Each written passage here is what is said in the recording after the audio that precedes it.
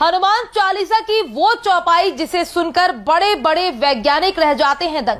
हनुमान चालीसा की इस चौपाई से हैरान है पूरा नासा। ये चौपाई बताती है सूर्य के अध्ययन की आशा, जिस पर वैज्ञानिकों ने खर्च कर दिए करोड़ और लगा दिया वर्षों का समय। उसे तुलसीदास ने एक झटके में दिया था लिखा।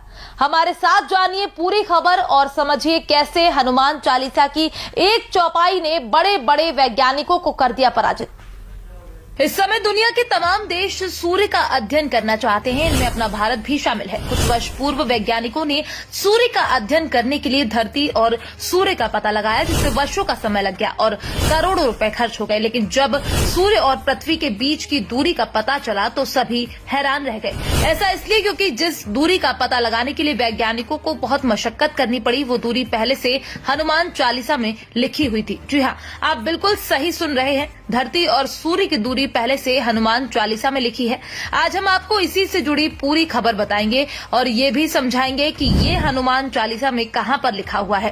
दरअसल जिस दूरी का पता वैज्ञानिकों को कई वर्षों की रिसर्च के बाद लगा, उस दूरी का वर्णन हनुमान चालीसा में गोस्वामी तुलसीदास ने बहुत पहले ही कर दिया था।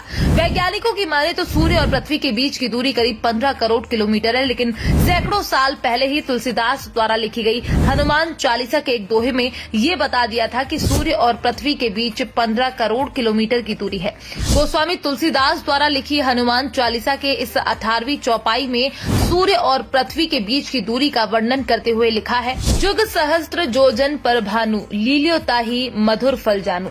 वैसे ये दोहा अवधी भाषा में लिखा गया है। इस दोहे का हिंदी भाषा में अर्थ निकालें तो अर्थ निकलता है, हनुमान जी ने एक युग सहस्त्र योजन की दूरी पर स्थित भानु यानी सूर्य को मीठा फल समझकर खा लिया था। अब हम आपको इस दोहे की दूरी में बताए गए एक एक शब्द का मतलब समझाते हैं। दोहे में लिखा है, शब्द जुग का मतलब है युग और एक युग में 12,000 वर्ष होते हैं। तो वहीं दोहे में लिखा शब्द एक सहस्त्र का मतलब होता है 1,000। वहीं दोहे में लिखा शब्द एक जोजन को सरल भाषा में योजन बोलेंगे, योजन यानी 8। अब अगर हम इन तीनों का मल्टीप्लाई कर दें तो जो दूरी निकलेगी वही पृथ्वी और सूर्य के बीच की दूरी होती है। तो चलिए हम आपको मल्टीप्लाई करके भी दिखाते हैं। युग यानी 12,000 मल्टीप्लाई सहस्त्र यानी 1,000 मल्टीप्लाई योजन यानी 8 मील के बराबर सूर्य की दूरी, जो कि 9 करोड़ 60 लाख मील आएगी। अब ऐसे में आपको लग रहा होगा कि ये तो 96 आ रही है और बताई 15 करोड़ गई है।